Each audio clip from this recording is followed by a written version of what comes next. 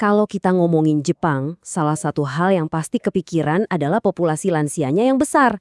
Nah, pernah kepikiran nggak sih siapa sebetulnya yang jadi garda terdepan dalam merawat mereka?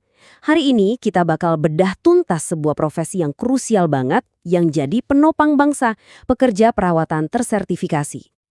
Oke, sebelum kita lanjut lebih dalam, penting banget buat kita paham konteksnya dulu.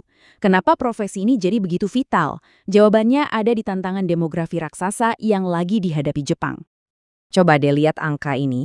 Ini bukan sekedar statistik biasa loh. Ini adalah potret masa depan Jepang. Dengan populasi lansia yang terus-terusan bertambah sampai tahun 2054, bahkan lebih, permintaan akan layanan perawatan yang berkualitas tinggi itu bukan lagi pilihan, tapi jadi kebutuhan yang super mendesak. Nah, ini dia pertanyaan kuncinya. Kalau kebutuhannya melonjak setinggi itu, siapa para profesional yang siap maju untuk memenuhinya? Jawabannya tentu aja ada di tenaga kerja yang terampil dan berdedikasi. Dalam industri perawatan di Jepang, ada dua peran utama yang perlu kita kenali. Namanya mungkin kedengaran mirip, tapi fungsi dan tugas mereka itu beda banget.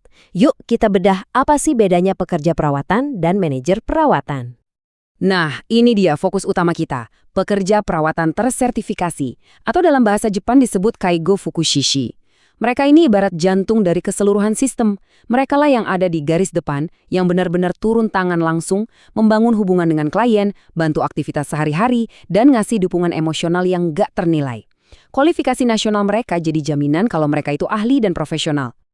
Dan coba lihat ini. Tingkat kelulusan ujiannya itu tinggi banget, mencapai hampir 83%. Ini ngasih pesan yang kuat banget.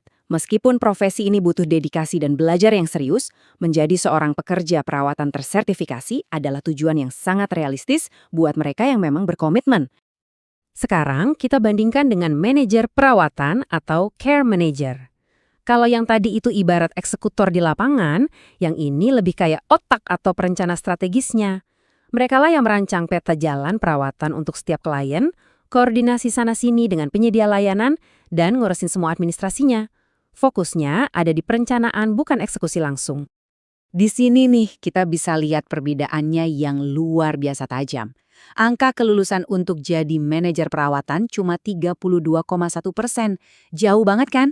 Angka ini nunjukin kalau jalur karir yang satu ini jauh lebih terspesialisasi dan lebih sulit ditembus. Butuh level keahlian dan pengalaman yang benar-benar berbeda. Jadi, intinya gini, pekerja perawatan itu fokusnya pada aksi, perawatan langsung, dukungan harian, dan syarat pengalamannya 3 tahun. Di sisi lain, manajer perawatan itu fokusnya pada perencanaan, manajemen, dan koordinasi, dengan syarat pengalaman yang lebih panjang, yaitu 5 tahun.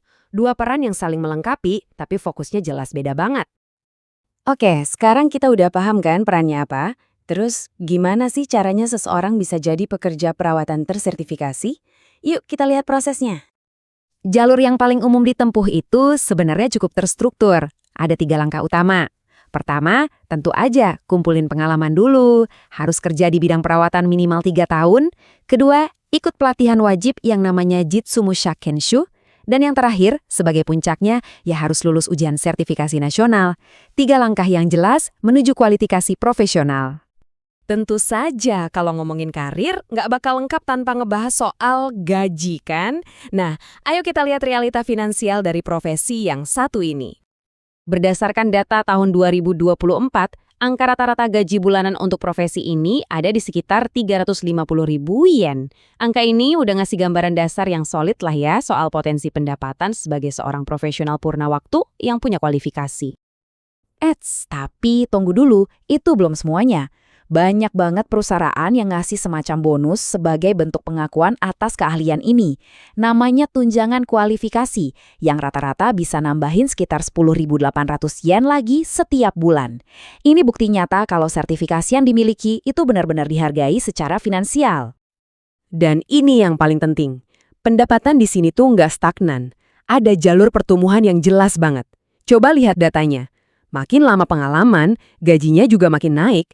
Setelah 10-11 tahun kerja, gaji rata-ratanya bisa naik jadi sekitar 335.000 yen dan terus nanjak seiring waktu. Jadi ini bukan sekedar pekerjaan, tapi sebuah karir dengan prospek pertumbuhan jangka panjang. Dan yang lebih menarik lagi, bukan cuma perusahaan aja yang investasi, tapi pemerintah juga ikut turun tangan. Lewat kebijakan-kebijakan aktif seperti skema kenaikan upah tahun 2024, ada upaya serius di tingkat nasional buat mastiin para perawat terampil ini dapat kompensasi yang layak. Jadi ini adalah bidang yang dapat dukungan penuh dari pemerintah. Oke, jadi apa artinya semua ini buat masa depan? Mari kita geser fokus kita ke prospek jangka panjang dan berbagai peluang yang terus berkembang di profesi ini. Punya sertifikasi ini tuh bukan garis finish, tapi malah jadi garis start untuk banyak banget peluang. Kualifikasi ini bisa membuka pintu buat jadi pemimpin tim, jadi pelatih atau mentor untuk staf baru, bahkan masuk ke dunia teknologi dengan mengintegrasikan AI ke dalam sistem perawatan. Fleksibilitasnya luar biasa, jadi kita bisa ngebentuk karir sesuai dengan minat kita. Kutipan ini benar-benar merangkum semuanya dengan sempurna. Ini adalah kualifikasi yang berlaku seumur hidup, bisa dibawa kemana-mana. Karena permintaannya tinggi banget di seluruh Jepang, profesi ini menawarkan keamanan kerja yang luar biasa, mau pindah ke kota manapun, gampang cari kerja. Atau bahkan kalau sempat berhenti kerja beberapa tahun dan mau balik lagi, itu juga gampang banget. Pada akhirnya, semua ini ninggalin kita dengan satu pemikiran. Seiring dengan semakin banyaknya negara di seluruh dunia yang menghadapi tantangan penuaan populasi, keahlian untuk memberikan perawatan yang profesional dan penuh empati itu jadi sesuatu yang nggak ternilai harganya. Ini bukan cuma sekedar pekerjaan, ini adalah keahlian esensial untuk masa depan kita bersama.